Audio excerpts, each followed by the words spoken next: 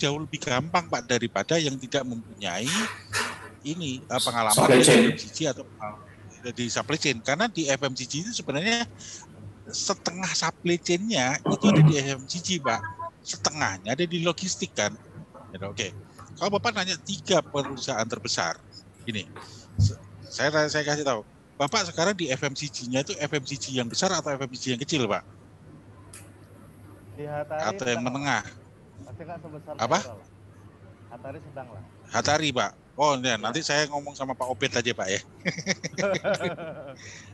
Oke. Bapak di Hatari nih. Kalau Bapak di Hatari, berarti kan Bapak ini kan untuk ininya Hatari, Pak ya. Distribusinya Hatari itu kan menggunakan logistik yang lain kan, Pak? Ya, toh? Ya, betul, Pak. Sekarang Bapak nanya, saran saya, Bapak masuk ke logistik yang 3 besar logistik lokal.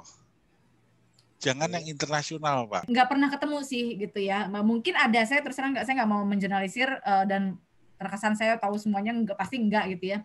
Mungkin ada, tapi saya nggak pernah ada kasus, nggak pernah lihat sendiri. Karena kebanyakan dari HR itu nggak mudah gitu kan untuk banyak dari segi regulasinya gitu kan, nanti dealing dengan eksternal dan internal gitu. Walaupun Bapak bilang sudah pernah mempunyai tim gitu kan 100 orang, tapi kan itu dari segi sales ya Pak ya, bukan dari segi peraturan mengenai oleh SS nggak bisa eskalasi ke RSM nggak bisa eskalasi ke GRSM, maksudnya GRSM Group Regional Sales Manager. Nah itu eskalasi itu terus naik seperti itu. Jadi perlu diperhatikan adalah mindsetnya dirubah Pak, bukan sekarang dulu popok, sekarang mau jualan biskuit, sekarang mau jualan minuman, sekarang mau jualan coklat atau permen atau instant food, bukan itu. Tapi adalah perlakuan terhadap usaha di perusahaan sebelumnya, penjualannya gimana, by volume atau by distribusi. Kalau Bapak sudah punya basic by distribusi, umumnya aman. Itu nggak akan jadi kendala tuh. Adaptasinya sudah terbiasa. Tinggal mau hands on nggak, mau lebih capek nggak. Karena kalau namanya bermain distribusi, itu harus benar-benar target call tercapai, target effective call EC itu tercapai, dari cycle-nya dilihat target OA itu tercapai, standar minimal SKU, berapa SKU ada di dalam satu toko itu harus juga tercapai. Nah itu harus benar-benar diperhatikan Pak. Nggak bisa abai gitu aja, maksudnya yang penting saya volume udah tercapai dong, value saya udah tercapai dong. Iya, ketika Bapak dievaluasi sama atasan, karena sudah ada aturan main, nah itu Bapak nggak bisa langgar tuh aturan main itu. Jadi perlakuan bagaimana menjual dulu, sama bagaimana perlakuan menjual sekarang, adaptasinya tuh di situ Pak Zainal. Gitu poinnya. Iya baik Pak. Belajar bahasa dulu, mohon pencerahannya. Oke. Mungkin untuk BUMN Pak Acun kali yang bisa jawab ya. Ya baik. Ya baik, untuk BUMN itu bahkan keilmuan saudara itu nggak penting sebenarnya gitu loh. Maksudnya mau teknik kimia kayak teknik elektro kayak teknik apa gitu loh. Yang dicari itu waktu tes pertama kali itu 3 hal itulah. TPA, tes potensi akademik, IQ gitu ya. Minimal 120 gitu loh ya. Terus psikotes begitu loh ya. Yang satu lagi bahasa Inggris. Ya misalkan dibilang bahasa Inggris saya yang nggak bagus. Gini loh. Tes itu tes tertulis loh, bukan tes conversation, bukan apa. Itu dipelajarin aja gitu loh. Itu kan banyak buku-bukunya gitu loh. Dulu juga saya nggak ngerti artinya apa. Kalau misalkan did you apa, ini pasti past tense gitu aja. Do you speak? Nggak ngerti aku bla bla bla bla, ini pasti present tense. Will you? Ini pasti future tense. Nggak perlu ngerti gitu loh kan begitu loh. Karena tesnya tes tertulis gitu loh. Apakah ada sertifikat atau peningkatan skill saya? Karena kan pengalaman saya di logistik itu sudah 15 tahun yang lalu. Pertama kali saya fresh graduate itu saya kerja di bidang logistik, yaitu di Mas Logistik. Dan kemudian setelah itu saya pengalamannya di asuransi. memang lebih banyak di asuransi, tapi saya pengen kembali lagi ke dunia logistik. Itu adakah kursus atau sertifikat untuk meningkatkan skill logistik saya? Oke, baik. Saya jawab dulu, nanti senior saya yang jawab.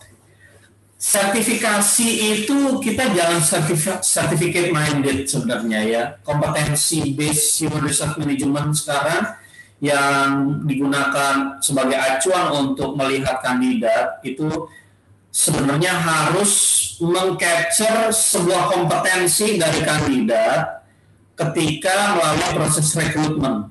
Di luar dari dia punya sertifikat apapun.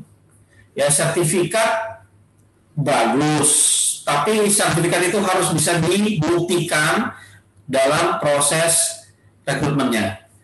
Oke, jadi punya sertifikat tapi udah nggak pernah dipakai, terus lupa ketika ditanya, sama aja kayak orang yang nggak pernah mengambil sertifikasi.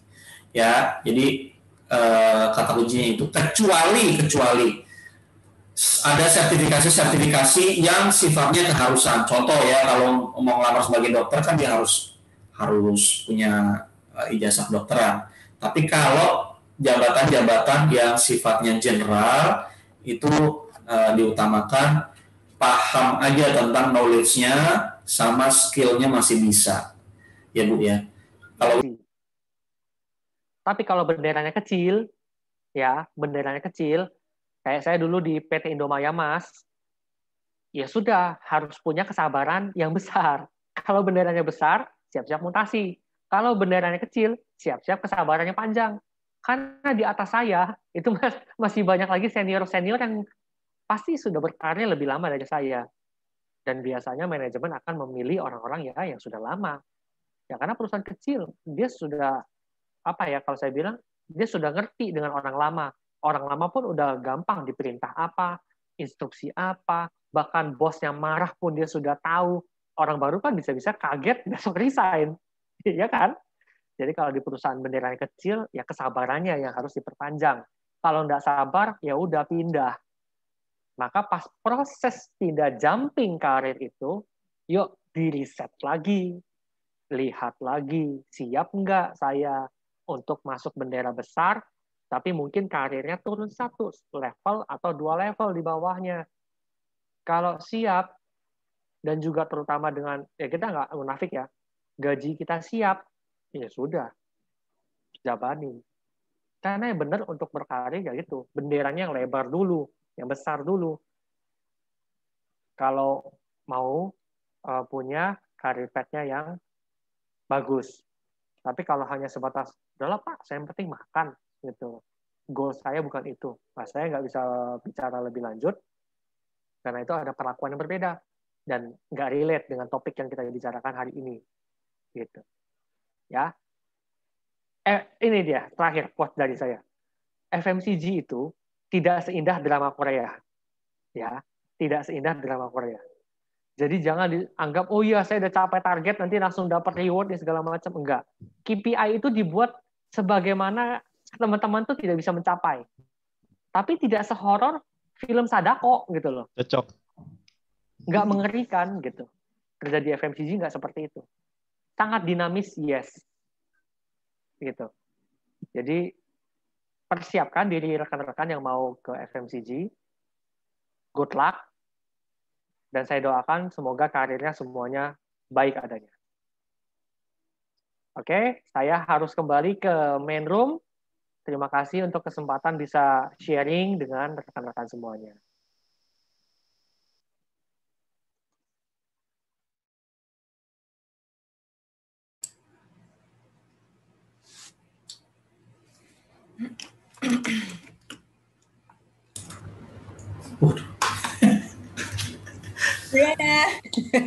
Saya jadi ingat sebuah film di mana kita bisa balik ke masa lalu terus tiba-tiba ditarik lagi ke masa sekarang.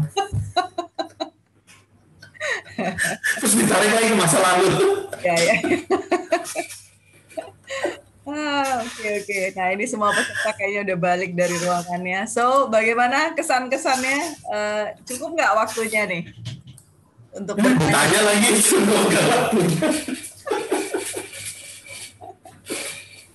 Oh, gimana tim Mangga, tim Duren, dan tim Jeruk, kesan-kesannya gimana nih dengan format sesi tanya jawab yang dibagi berdasarkan ruangan? Menurut Anda gimana komentarnya? Silahkan di komen nih. Kurang banyak. Kurang banyak. Oke.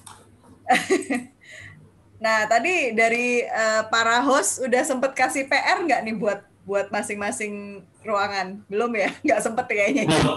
Nggak sempet. Nggak sempet, kebanyakan nanya, udah habis waktunya.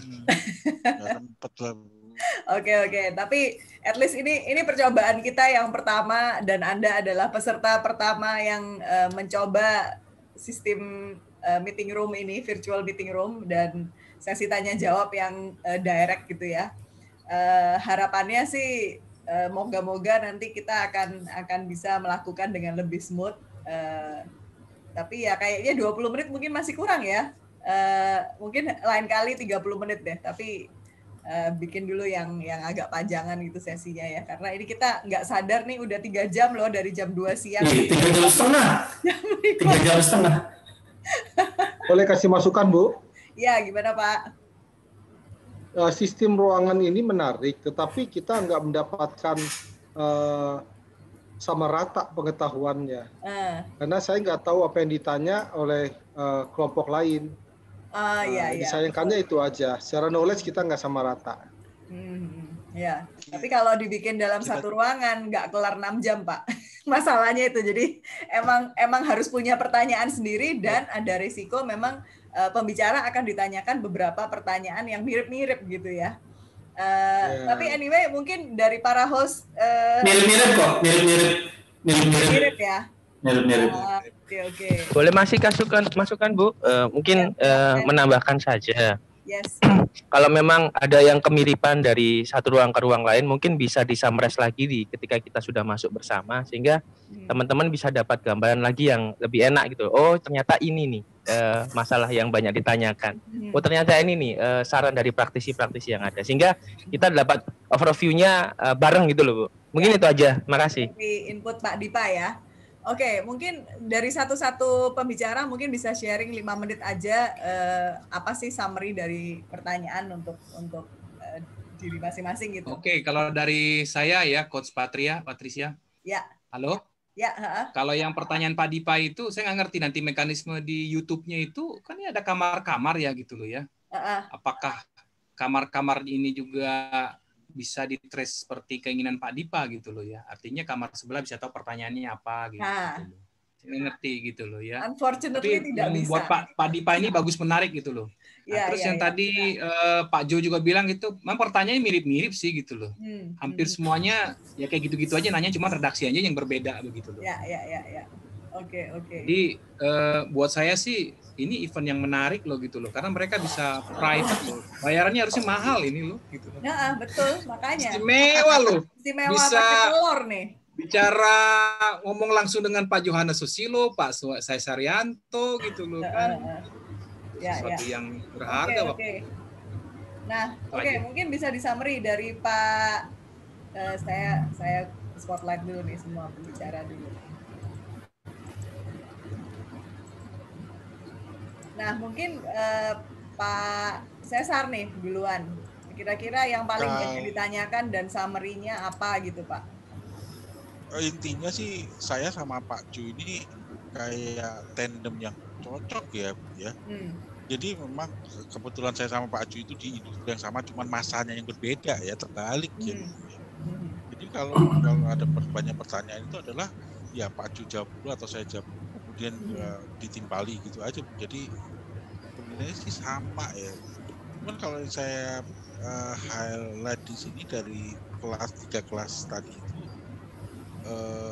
pada dasarnya itu mempunyai kesan bahwa industri logistik, transportasi logistik itu adalah suatu industri yang bakal kekal, dan memang keinginan orang-orang ini, keinginan rekan-rekan untuk masuk ke industri transportasi dan logistik itu keinginannya besar.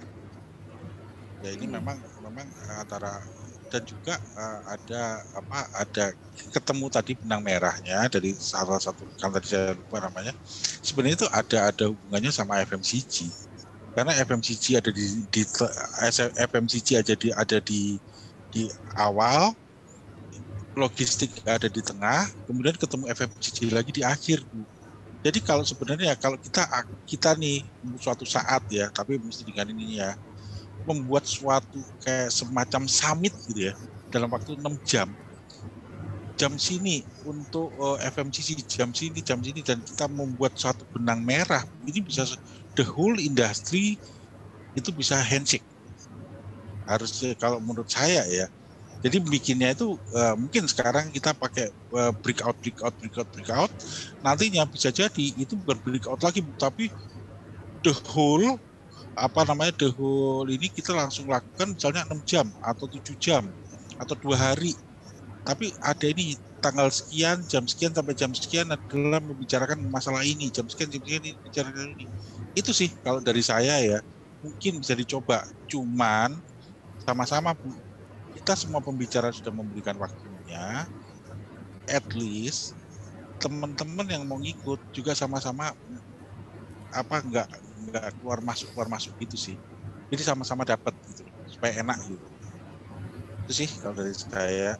Kalau dari saya clear sih, karena industri saya dan industri Pak Ajo itu adalah industri yang bisa meng-cater semuanya, karena semua butuh logistik. Silakan Bu. Ya, semua butuh dikirim soalnya somehow. Iya benar. Beli apa? Peranannya butuh logistik, dalam status peperanannya butuh logistik. Nah betul. Oke, Pak Jo ada tambahan nggak dari penyampaian Pak Cesar? Nah, sesuai dengan judulnya ya, ini tentang insight industri. Jadi di dalam industri, di dalam semua perusahaan pasti ada proses bisnisnya. Bahkan perusahaan kecil tempat cucian motor aja itu ada prosesnya gitu kan. Nah, kita pahami dulu ketika kita mau ngelamar, kita pahami proses yang terjadi di dalam industrinya supaya kita naik level nggak cuma jadi kandidat, kita jadi semacam konsultan kecil gitu. Jadi ketika kita ngobrol sama rekruternya, kita paham, kita bisa kasih masukan, ya kan? Ketika kita ngomong sama usernya, kita udah ngeklik. Jadi yang mau nyebrang industri yang lain, ya nggak apa-apa, tapi harus pahami dulu di dalamnya itu prosesnya kayak gimana. Contohnya kalau industri cucian motor, ya ada yang nerima kunci motornya, terus kemudian ada yang bawa motornya ke tempat cucian buat digilir, ada yang bersihin rodanya, ada yang bersihin bagian yang lain, terus ada yang bagian keringin terakhirnya, dan ada yang bagian ngasih kuncinya lagi dan minta duit kasirnya gitu ya. Nah itu masing-masing tugasnya apa, bagiannya apa, kita udah ngerti aja bagian-bagian itu, udah kita lamar. Ya kalau ada yang masih takut nyebrang industri, saya contoh nyata, saya nggak pernah ada di industri yang sama, semua teman saya industrinya beda. Dan tetap naik kok, jabatannya, gajinya juga tetap naik, gitu ya. Oke. Ya. Mbak Afra, gimana Mbak Afra ini? Ladies dulu nih. Komentarnya. Oke, ya emang menarik ya untuk konsep seperti ini. Well, tadi sih udah diinformasikan sama Pak Jo ya, kalau setiap bisnis itu, perusahaan itu pasti ada bisnis prosesnya gitu kan, walaupun kayak pencucian motor gitu kan. Nah ya semoga dengan adanya aku nggak bisa bilang banyak banget informasi kali ya, paling nggak dari aku sendiri nggak banyak informasi gitu kan tentang general trading gitu, karena memang secara bisnis proses kalau menurut saya juga salah satu yang termudah gitu kan daripada bisnis proses industri lain gitu. Sama kayak recruitment agency juga bisnis prosesnya tuh sangat mudah gitu kan, benar-benar susah gitu, nggak begitu complicated seperti logistik dan sebagainya. Paling itu aja sih Mbak Pet dari aku. Thank you insight-nya. So mungkin next-nya Pak Acun nih, apa nih dari tadi pengalamannya, ditanyain apa aja nih Pak yang bisa di-summary mungkin? Taruh unmute ini. Udah unmute ini udah. Loh. Ini mute lagi, Pak. Halo? Ya, ya. Oke, bisa dari sana. Kebetulan sih kayaknya mining and gas banyak yang nggak favorit deh gitu loh. Yang nanya Yang nanya cuma satu orang aja di teknologi. Justru kebanyakan saya yang nanya. Justru yang diidamkan itu yang Mbak Afra inilah, Bu Afra inilah. Karena sulit ya kali ya masuk situ kali ya. Maksudnya yang kebetulan peserta ini nggak ada gitu yang berminat itu. Kecuali ada tadi 2 orang gitu loh ya. Ya. Karena dia jurusan geologi gitu ya. Itu aja sih. Ya. Oke. Belum ngerasain duitnya Pak Beb soalnya. Kalau udah ngerasain duitnya males mau keluar dari industri itu Pak. Nggak favorit lah gitu loh. Nggak favorit. Iya, karena mungkin disuruh keluar pulau yang terpencil gitu kan. Nggak berapa tahun. Nggak tahu ya. Kenapa sekarang jadi memang sih ya di tempat di seputar rekan saya ya. Sekarang oil and gas bukan favorit. Padahal saya juga jebolan oil and gas. Bilang gimana sih? Enggak. Kalau bisa mencari tempat lain. Nggak tahu kenapa. Ya kalau bisa di kota lah Pak Cesar gitu loh. Lagi booming startup Pak sekarang Pak. Apa? Lagi booming startup. Iya. Startup ya. Begitu. Ya rata-rata maunya startup. Padahal kalau begitu dapat masuk di oil and gas berasa. Iya betul. Oke, terakhir ada Christian, gimana nih kesan-kesannya nih? Oke, Coach Patricia. Iya. Aduh, gimana ya ngomongnya ya? Untuk FMCG, jadi tadi saya summarize ada 5 pertanyaan. Wah, ini idola ini. Jam kerja. Terutama untuk tenaga penjualan. Ini meng-highlight banget nih. Jam kerja, pergi pagi. Matahari belum terbit, udah pergi. Pulangnya matahari sudah terbenam. Nomor 2, susah naik jabatan. Nomor 3, gimana menyikapinya sebagai tenaga penjualan, jual produk yang berbeda. Tadi ada case dari salah satu audiens, dulu dia jualan popok, sekarang mau jualan makanan. Terus fresh graduate masuk FMCG, mau jadi QC dan QA di factory. Dan yang paling menarik adalah bendera besar atau bendera kecil. Oke. FMCG saya mungkin bisa summarize dari apa yang Pak Beb udah katakan, juga dari Pak Cesar. Kalau untuk masalah bendera kecil atau bendera besar, of course saya bilang bendera besar. Karir path-nya itu dimulai dari bendera besar, tapi mungkin jabatannya nggak terlalu tinggi. Sehingga menjawab pertanyaan nomor 2, susah naik jabatan? Enggak juga. Kalau Anda sudah di bendera besar, ya siap-siap untuk mutasi. Kalau nggak mau mutasi, ya sulit. Nggak mungkin bisa naik jabatan. Kalau kalian sudah memilih bendera kecil terlebih dahulu di FMCG, ya siap-siap urut kacang lah, ya kan? Adalah rekan-rekan senior kalian yang sudah menunggu untuk jabatan itu. Prestasi kalian seperti apa? Namanya perusahaan kecil, apalagi family owned business, unsur subjektivitasnya pasti ada. Ya, jadi harus punya kesabaran yang ekstra panjang. Kalau nggak sabar, ya pindah. Oke. Terus mau jual produk yang berbeda. Sebagai tenaga penjualan, saya sarankan adalah bukan masalah produknya, popok kemudian makanan. Oke lah, mungkin perlakuannya berbeda ya. Namanya popok kan nggak dimakan, nggak mungkin habis dalam 1 hari, bless nggak. Tapi ada satu periode baru orang beli popok lagi. Kalau itu perhatikan adalah perusahaan itu based on volume atau based on distribusi.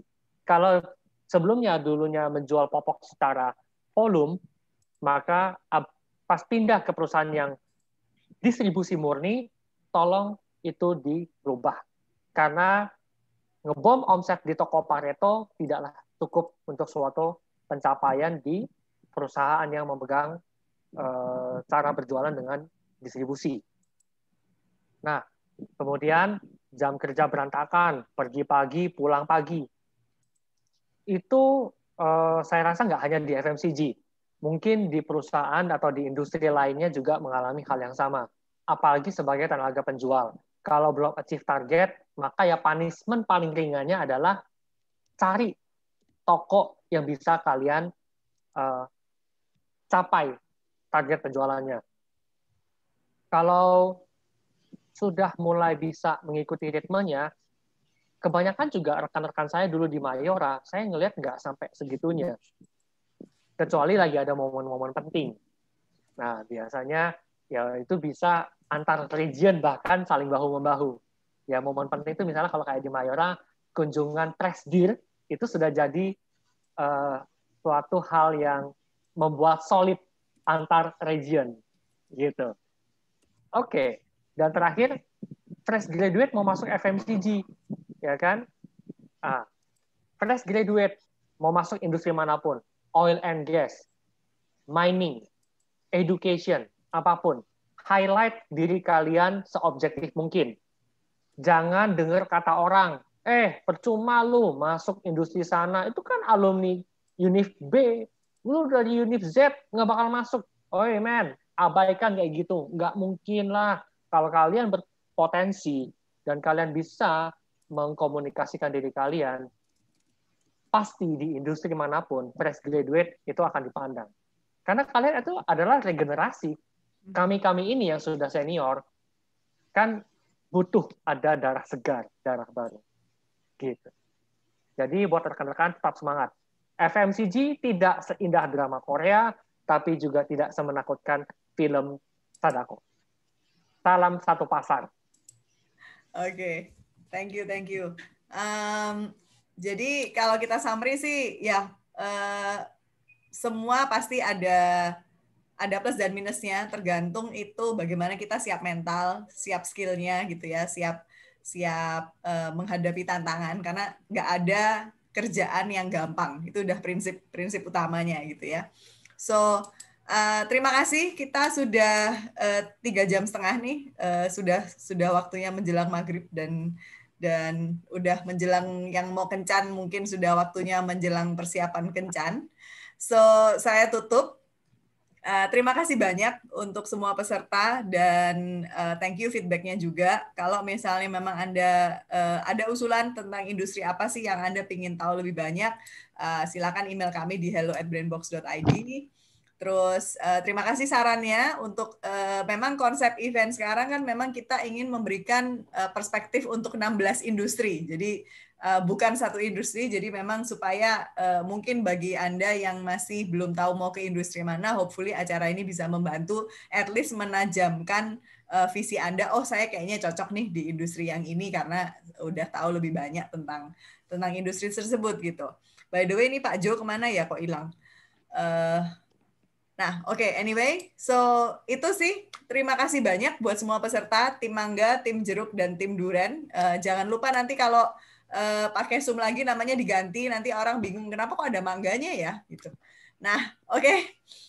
Thank you untuk semua pembicara, partisipasinya, sharing-sharingnya sangat berharga sekali. Saya yakin acara hari ini membantu banyak orang dan membantu banyak profesional yang pingin paham lebih lanjut atau mau pindah industri atau apa. So, thank you. Selamat sore, enjoy your weekend, dan sampai ketemu di acara kita yang lain.